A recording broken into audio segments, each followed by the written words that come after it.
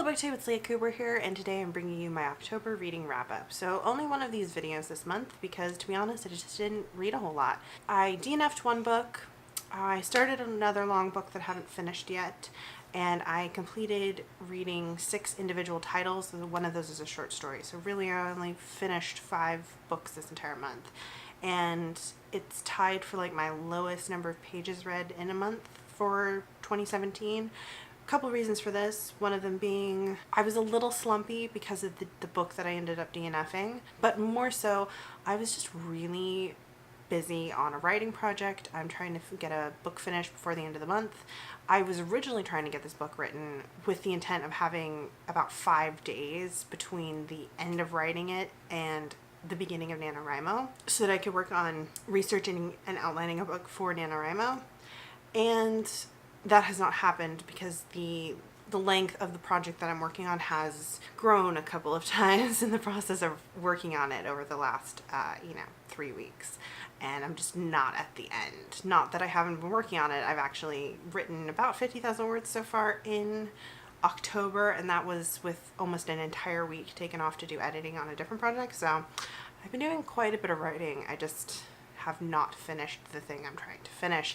And I find that when I'm really pushing hard on a writing project, I don't necessarily have a whole lot of extra energy left over for reading. It is what it is.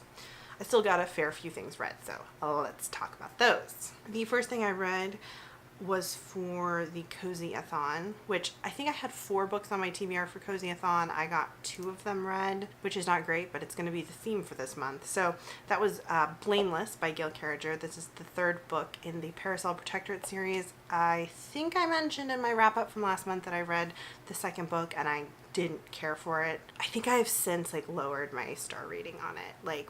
Reflecting back on it, I really didn't like the 2nd book in the series, and so I started the 3rd book. It was kind of me giving the series one last chance to keep me reading, and I loved it, actually. I think I gave it 4 stars. It corrected a lot of the issues that I've had with the series. It had a whole lot less just internalized misogyny, sexism for the sake of it's historical, which is the sense I was getting from the first 2 books. It had a lot less racism and fat shaming. The archetypal, stereotypical, flat secondary characters were given actual minor character arcs that made them 3-dimensional people, which I really appreciated. It just corrected so many of the issues I was having with the series. So I will read the 4th book in the hopes that it continues in that trend and doesn't backtrack to the earlier problematic elements in the series, and we'll see. The second thing I read for Cozy-a-thon was Chocolat by Joanne. This has been made into a film, but I'd never read the book, so I decided to pick it up. I freaking loved it. I think I gave this 5 stars on Goodreads. I would probably give it 4.5 stars. I'm not entirely sold on the ending to the book. I think the ending thematically was a little bit stronger in the film, but I will say I think this is an excellent example of an adaptation done well. The book and the adaptation are definitely 2 distinct creative works. This is the story of Vianne, is a young single unmarried mother who loves to cook. Her mother was something of a witch who traveled around the world when Vianne was a child, never staying in one place very long, eventually died of cancer. Vianne became pregnant and had her daughter and continued the pattern of traveling and never settling in one place. She comes to this tiny French village and her daughter asks if they can stay for a while, and Vianne says okay and opens up a chocolaterie or a chocolate shop and embarks on kind of a war between her and the local priest who despises her.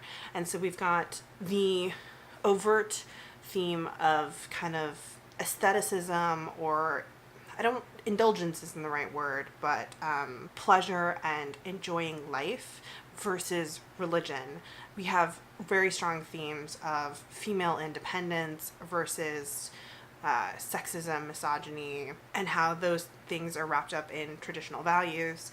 We have several very strong female friendships, women helping women, other themes of the outsider and how the outsider is treated, not just Vianne, but also there are gypsies who the townspeople led, spearheaded by the priest, repeatedly try to run out of town, and this is something that happens generationally.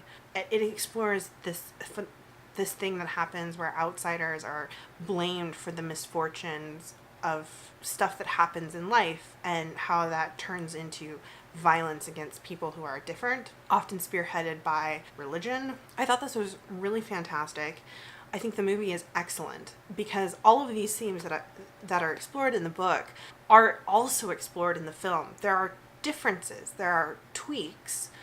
I do like the romantic relationships better in the book just because I think they're less Miramax romances, basically. They're a little bit more different, a little bit more interesting in the book than in the film, but still the film does an excellent job of capturing the sense of the book. If you like a slow moving slice of life, small town, magical realism type story, I would highly recommend this. The next thing I picked up was just for fun, and that was Threashold, which is Wyborn and Griffin number 2 by Jordan L. Hawk. This is the sequel to Widdershins, which I read in September or August. I can't actually remember now. I didn't like this one as much as the first book. These are historical, paranormal / occult mystery novels. Very strongly influenced, inspired by, built upon classic Lovecraftian weird or speculative fiction. This book, I would probably give it like a 3.5 max, to be honest. It was extremely stereotypical. The plot was very predictable if you're familiar with books in this genre, which is fine. To some degree, all the books in the series are kind of that way. And what makes them interesting is the MM romance in them. The narrator, Dr. Percival Wyborn, is involved with an ex-Pinkerton turned private detective, and who keeps getting wrapped up in occult cases. And so that's really what makes these books stand out. Unfortunately, Wyborn can err on the side of a little too whiny, a little too insecure, and because of that, he is just needlessly jealous sometimes, in my opinion, and that's just me reacting to the character. Like, he walks a fine line between being a bit of a cinnamon roll and being annoying for me. In this book, he edged into just annoying, and I thought Christine, who is his friend and his colleague and a great, really strong female secondary character, she was just there to be a great, strong female secondary character, but she didn't actually need to be there, and it was like really kind of glaringly obvious. I don't know. I think she was just poorly utilized in this book. Not a strong second book. However, I did go on to read the third book in the series, which is called Stormhave, and I liked this one a lot better. I think I gave it a 4-star. I originally put this on my autumn readathon TBR, hoping it would be like a cold read. However, it took place during August, so it didn't fit that challenge. But I decided to keep reading it because it turned out to be surprisingly creepy. And there was another challenge on that list to read something gothic or spooky, and this definitely fit that bill. I am not someone who's actually read Lovecraft, though I am familiar with his world, just because his world is so influential in so many other intellectual properties that I engage with. So I can't say this for certain, but I want to say that Stormhaven's strongly influenced by is it called A Shadow over Innsmouth? I'm like almost certain it is. It is another mystery story, though this one taking place in Widdershins, their hometown. One of Wyborn's colleagues is accused of killing his uncle, but he says he has no memory of doing it, and he's shipped off to the insane asylum because everyone thinks he's had a violent psychotic break, hence why he murdered his uncle, and Wyborn and Griffin are on the case to prove him innocent. So we've got the creepy mental asylum, we've got songs from the deep, nightmares of a eldritch horror slumbering under the ocean, a crazy evil psychiatric doctor who turns out to be someone from Griffin's past, and it was really good. There were definitely like some super creepy elements. Wyborn, like I said, he walks that line between cinnamon roll and annoying. He was more on the cinnamon roll side for this book. We get a lot of stuff about Griffin's past, both his family, both some of the stuff that happened to him in Chicago. It was quite enjoyable, and it was a good solid third book to the series, so I'm obviously going to keep reading these. In between those books, I actually picked up another romance, and that was An Unnatural Vice by KJ Charles. This is the second book in the Sins of the Cities series, which I started, I think, back in August. I read An Unseen Attraction, which in my wrap-up then I did say was kind of like one of my least favorite KJ Charles books. It had An Unseen Attraction had a lot of really great rep in it and diversity. I just really hated the taxidermy elements, unfortunately, which one of the love interests is a taxidermist, and so there was like a significant portion of the book that deals with taxidermy, and I don't like taxidermy, and so that really didn't work for me. The second book, An Unnatural Vice, one of the secondary characters from the first book, who is a journalist. He is investigating or trying to write an article to expose spiritualists in London. This is Victorian London. And he meets a spiritualist, I think he calls himself the Seer of London, whose name is Justin Lazarus. And they're embroiled in the ongoing drama from the first book with Clem's family and this inheritance thing and lost heirs, and it's all very dramatic. And we get a few more answers in the second book, but obviously that whole plot line is going to be wrapped up in the third book. I really, really enjoyed this one, and it has to do with, again, she has great characters. She writes great, interesting relationships.